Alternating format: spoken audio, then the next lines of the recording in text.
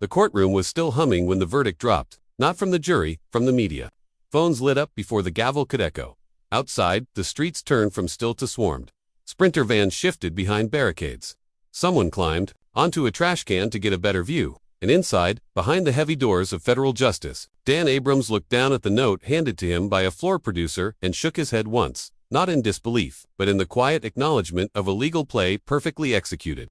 "This is a win for Sean Combs," he said, as cameras cut to him live, "a big win." There was no spin in his voice, just the sharp edge of someone who'd watched too many trials not to recognize what had just happened. You don't beat a racketeering conspiracy charge in federal court without a surgical defense, and they did it. He paused, just long enough for the anchor across from him to glance down at her notes and ask what everyone was thinking. "But what about Cassie Ventura?" Dan didn't blink. That testimony was emotional, raw, but the jury didn't see coercion, not beyond a reasonable doubt. What they saw, what the defense gave them, was a long relationship, messy but not legally criminal. His voice cut through the panel like a closing argument. "Remember, sex trafficking under federal law requires force or fraud. One instance is enough. Yes, but that one moment must land like thunder, and it didn't." Outside, Elizabeth Milner tried to hold her footing as the crowd surged around her. She spoke into her mic, breath clipped with adrenaline. "I'm standing outside the Southern District of Manhattan where the Combs family has just exited the building. 2 black SUVs, several private security. It's mayhem out here." Behind her, a woman screamed into her phone. They let him off. A man next to her shouted, "Not all of it, he's still got charges." But Sean Combs himself wasn't in the crowd. He hadn't walked out, not yet. Inside, he was seated quietly in a holding room, his lawyers shuffling papers, his pulse unreadable. His lead attorney, Mark Agnifilo, was calm but hoarse. His voice had cracked during his bail request. "Your Honor," he'd said, "the man sitting at that table is not guilty of the charges that would warrant continued detention. He's prepared to post $1 million bond. His family will co-sign. His jet is in Maui. He has no passport. He's not a flight risk. He's a man trying to go home." The judge listened, nodded, asked questions, but didn't decide. Not yet, and the prosecution, Maureen Kami, didn't flinch. She reminded the court this was still a man convicted under the Mon Act. "Let's not forget," she said, "that he was arrested in a hotel room, surrounded by narcotics and equipment consistent with what one witness described as free cuffs. This isn't just about travel. It's about continued criminal conduct." She tapped her file. "He may have been acquitted on RICO, but he was convicted. 2 counts.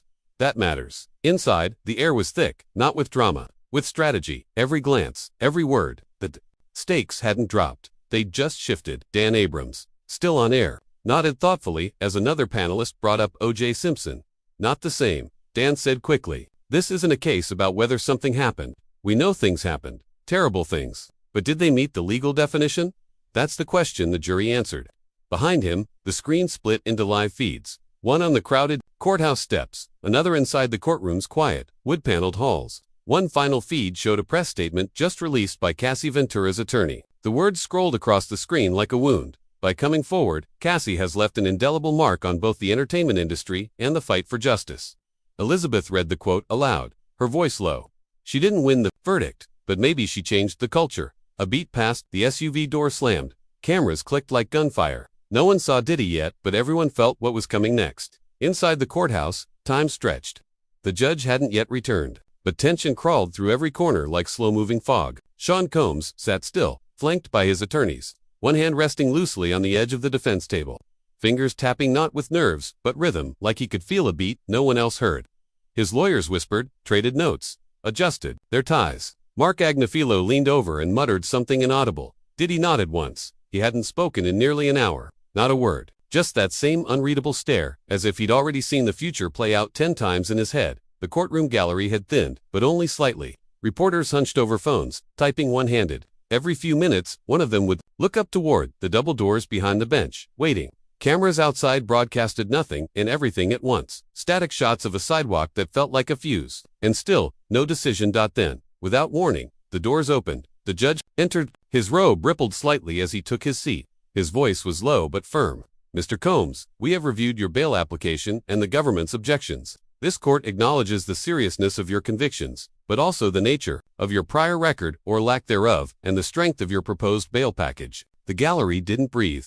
Accordingly, the judge said, "Bail is granted in the amount of $1 million, subject to conditions outlined by defense counsel and agreed upon by pretrial services." No one moved. Diddy didn't smile. placed a hand lightly on his client's shoulder. There were more details. Of course, no travel beyond Florida, Los Angeles, or New York City. No contact with listed witnesses. Immediate surrender of passport. But no one in the gallery heard any of that. What they heard was what they'd waited for since the trial began.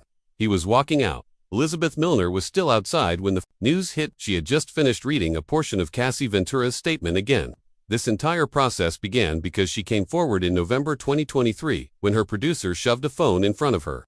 She squinted against the glare and nodded slowly. It's confirmed. He's been granted bail. He'll be leaving this building within the hour. Across the city, in a studio with muted lights and floor-to-ceiling screens, Dan Abrams leaned forward again. This is the part people forget, he said. A high-profile trial doesn't end with a verdict. It ends with a sentence. And right now, we're in the end. He looked off camera briefly, reading something scrolling on a private screen. Then he turned back. Let me say something unpopular, he added. This man is not innocent. He's legally not guilty of the most serious charges. Yes. But the public reaction or lack of it tells you something. There's no parade, there's no vindication. Because everyone knows something happened. We just don't know what part crossed the line. Back outside, the scene had shifted. The black SUV was now running. A crowd was forming again. Phones already recording. And somewhere nearby, a man in a plain navy suit with mirrored sunglasses raised his wrist to his mouth and muttered, 5 minutes out. Secret Service, like precision, even if unofficial. This wasn't about politics. It was about image management. Cassie Ventura was nowhere in sight. But a new press release had just dropped, not from her lawyers, but from an advocacy group. Survivors United. It read, when power shields itself in the law, courage must find other doors. The fight is not over. Inside, Diddy finally stood. No cuffs, no chains, just the weight of every eye in the room. His lawyer whispered, ready. He nodded, then he turned and walked toward the doors. Not away from judgment, but straight into the waiting lens of a world still unsure what to believe.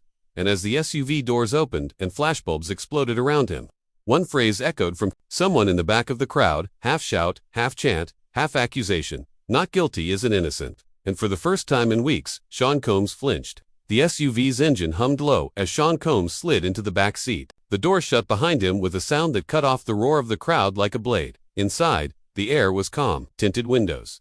Smell of leather. No noise except for the faint clicking of his lawyer's seatbelt and the quiet voice of his security detail confirming the route to a private terminal. Diddy didn't speak. He stared ahead, jaw tight, fingers folded neatly in his lap. The cameras would follow them. They always did. But he wasn't going far. Just across the East River, to a secured townhouse in Brooklyn Heights where his team had already prepped the space. No press, no staff, just family and 3 lawyers. Meanwhile, the world spun. By 3:30 p.m., every network had pushed breaking coverage. Cable banners screamed Combs, granted bail, sentencing still ahead, and footage looped nonstop of him leaving the courthouse, surrounded by shadows and silence. But the real firestorm was online. Clips of the Courtroom sketch were already trending. TikTok edits blended courtroom audio with moody trap beats. One video's zoom on Cassie Ventura's face during testimony was captioned, not enough for the law, too much for the heart. Millions of views. But it wasn't just fan reactions. A live stream began on Cassie's private Instagram account at 4:12 p.m. No announcement, no caption, just her face, still, framed against a neutral gray wall. She looked into the camera with the same expression she had in court. Focused, steady, exhausted. She didn't cry, she didn't rage, she just said, I came forward because I had to. I told the truth. You don't always win for that, but I'll never regret it. At CNN's Midtown studio, Dan Abrams sat with folded arms as the panel debated legacy versus legality. He leaned in only once more, voice low, eyes sharp. If you're waiting for the justice system to heal you, you'll always walk away limping. That's not its job. The system rules. The world remembers. And right now, the world is watching something it can't forget. At that same moment, inside the Brooklyn safe house, Diddy's daughter sat across from him, legs tucked under her, on the couch, staring at the muted television screen as the news cycle played his face again and again. She didn't ask questions. She didn't speak. She just watched. Diddy stood, turned the TV off, and walked to the far window. For a second, his reflection stared back at him, ghost-like in the pain. Then it vanished in the sunset glare. In Los Angeles, a civil attorney filed a new motion tied to Jane Doe No. 4, a quiet move, but significant. In Atlanta, an artist released a diss track sampling courtroom testimony. In Paris, a fashion line pulled an old Diddy campaign off their website. These things weren't loud. They were cumulative. This wasn't a vindication, it was a vacuum, and in vacuums, every whisper sounds like a scream. By nightfall, as the city glittered and blurred behind black glass, Diddy poured a drink in silence, stared into the dark, and muttered the only line no one else had said aloud. They think I'm safe now. Then he downed it in one shot. 3 weeks later, the courtroom was colder. Not in temperature, but in tone. The headlines had moved on. The viral reels slowed. But inside the Southern District of Manhattan, the reckoning that the public thought had passed was quietly beginning again. This was sentencing day. Diddy entered through a side door, no fanfare, no sunglasses, no designer flex, just a tailored black suit, no tie, and that same unreadable stare. His lawyers trailed him like shadows, tight-lipped, focused. The air felt metallic. Everyone knew what the charges were. 2 convictions under the Mann Act. Not the fireworks of racketeering or sex trafficking, but still federal, still prison-eligible, and still bearing weight. He sat. He didn't look back. The gallery was tighter today. No family, no press swarm. Just a few reporters. 2 from the Times, 1 from Variety, and Elizabeth Milner, again this time alone. No cameraman, just a notebook and silence. She wasn't live today. This wasn't for ratings. It was for the record. Judge Markovitz entered. No preamble. This court has reviewed all submissions, he began, voice dry but deliberate. We are not retrying guilt. That phase has passed. Today is about consequences. The defense went first. Mark Agnifilo stood with calm defiance. He spoke of Diddy's lack of a criminal record, his philanthropy, his deep family ties, his global reputation. He even referenced the outcome of the more serious charges. This is not a man who tried to evade the system, he said. He faced it, and he walked out acquitted on what the public believed defined him. He deserves a sentence that reflects that. Then Maureen Kami stood. No theatrics, just precision. This is a man who, for years, used his power, wealth, and celebrity to normalize abuse, cloaked in luxury, she said. This is not about technicalities, this is about human damage. About women coerced into travel and exploitation, whether under duress or under illusion. The jury made a decision. Now it's your turn, Your Honor. She paused. We asked for 24 months. The courtroom stilled. That was no slap on the wrist. It was time, actual time. For a man whose brand had once been built on untouchability. Judge turned slightly in his chair. His gaze fell on Diddy, not with anger, not with contempt, with a kind of clinical disappointment, like a teacher watching a brilliant student waste his future. You had the world's attention, he said, and instead of elevating it, you distorted it. Then he gave his sentence. 8 months, federal time. No gasps, no cries, just a few pencils scratching paper. Diddy blinked once. His daughter wasn't there. Cassie Ventura wasn't either, but someone else was, a woman in the back row, hood up, face down, no press badge, just a folded note in her lap. As the room cleared and the judge stepped off the bench, she stood and walked out before anyone else. No one noticed, except Elizabeth. Later that night, as Diddy was transported, quietly, to an undisclosed facility, no cuffs, but no delay, a new story broke. Juror number 6, whose identity had been protected, posted anonymously on a private blog. Her words were short, raw, and devastating. We followed the law. That doesn't mean we slept well. Some of us didn't vote not guilty. We voted not provable. That's a different verdict. Within hours, it was viral. By morning, it was a movement. And by the end of that week, Cassie Ventura's lawyer filed a new civil suit on behalf of a new name, someone no one had met yet. But the mirror was cracking again. And this time, no verdict would stop the glass from falling. The facility was sterile. Not brutal, not violent, just sterile. The kind of place where time doesn't pass so much as it settles, like dust in a sealed room. It wasn't a maximum security prison. It didn't need to be. For a man like Sean Combs, this wasn't about bars or guards. It was about distance from power, from optics, from the world he once commanded with a glance. He arrived under a pseudonym. Inmate 21,487. Why? No cameras. No cuffs on arrival. Just the hush of protocol and the quiet murmur of correctional officers who recognized the face but not the authority. His first night, he didn't speak. Refused the meal. Stared at the blank wall across from his bunk like it owed him an answer. The silence didn't last. By the 3rd day, someone in the commissary whispered, he's not gonna make it here. Not because of fear, but because of silence. Diddy wasn't used to silence without control. No background music, no entourage, no curated narrative. Just metal bed frames and stories that didn't need him. But what no one expected, what no one was ready for, was the envelope. It arrived without fanfare. A simple manila packet, addressed to his real name, not his inmate number. Inside, a flash drive. No return address. Just a red sticker labeled property of Rel. Diddy stared at it for a full hour before handing it to the guard. The guard raised an eyebrow. Want me to play it? He nodded. The footage flickered onto a secure laptop. Grainy, audio only for the first few seconds. Then a woman's voice, mid-30s. Precise. This is Rel Washington, former Combs Global Operations aide. I worked logistics. I tracked the travel manifests. I arranged the hotel rooms. I was never in the photos, never on the record, but I was always there. And now I'm done being silent. The room felt colder. The video cut to still images, receipts, passport scans, interior hotel surveillance stills never introduced. At trial, a ledger of private jet trips matching dates from testimonies. Then the audio again. They missed me. In discovery. I don't know how. Maybe because I changed my name after LA, maybe because I moved twice. But I'm here now. And if the law couldn't close it, I can. Diddy stood, walked away from the screen. The guard didn't follow. By dawn, the video had leaked. Someone inside the system, maybe that same guard.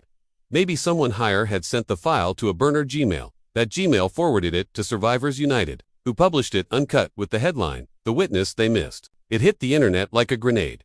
Within 24 hours, the Department of Justice announced it was reopening a sealed case file in California. Within 36, Cassie Ventura's lawyer filed an emergency supplement to the civil suit. Within 48, legal panel declared it the biggest post-sentencing development in a celebrity trial since Epstein. But inside the prison, none of that noise reached Diddy, not directly, just fragments. A younger inmate walked past him in the yard, eyes narrowed. "You really thought it was over?" Diddy didn't answer, because he knew something no one else. Didrell wasn't done. There was more. One night later, another flash drive appeared, slid under his cell door at 3:12 a.m. This one had no label, just a sticky note.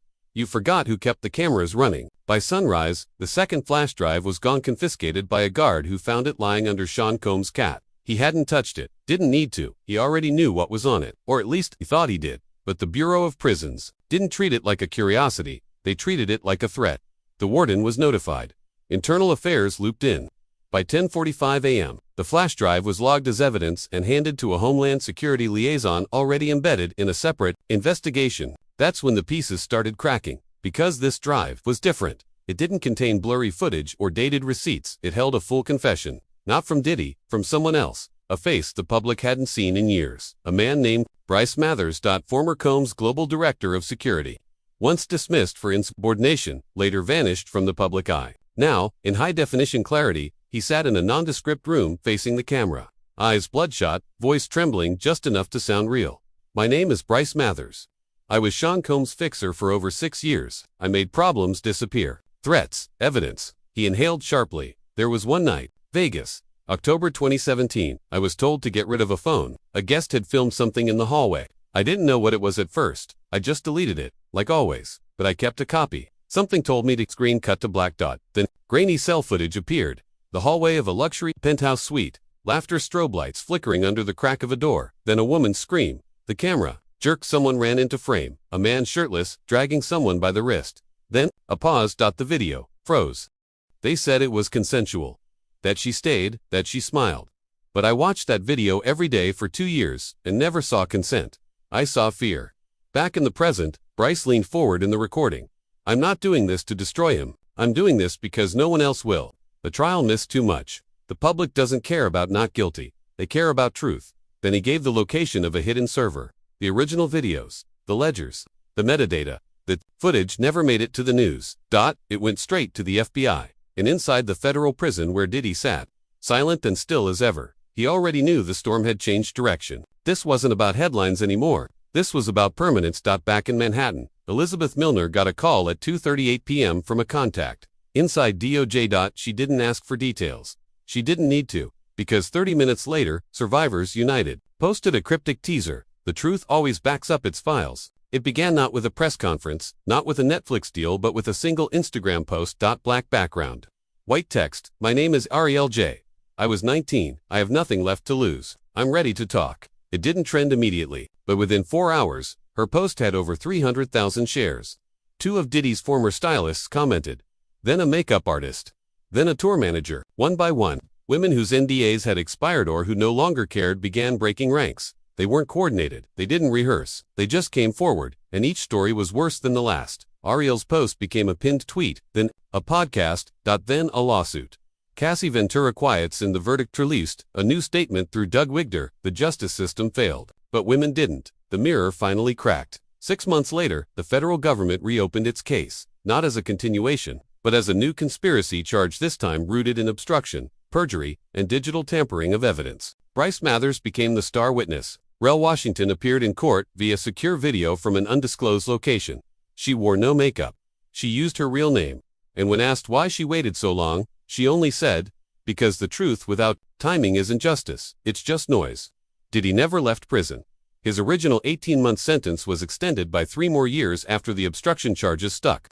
The civil lawsuits bled him dry. The homes were sold quietly. His team dissolved. No one wanted the optics. Even Rock dropped his name from the archives. His name became digital asbestos scrubbed from playlists, documentaries, merch drops. But the real change didn't come from the court. It came from the camera, the one hidden in the hallway all along, the one someone kept just in case. The one that proved, once and for all, what silence always knew. It's never about the headline. It's about who refuses to let it be the end. Last known status of Sean Combs, incarcerated, solitary. No interviews. Last known upload to thelasttape.org, coming soon. Last words spoken in public, unknown. But the world kept talking, and the mirror stayed cracked. 2 weeks later, Spotify pulled Diddy's entire catalog without a press release. Apple followed. Then YouTube quietly demonetized any video using his name and paid advertising.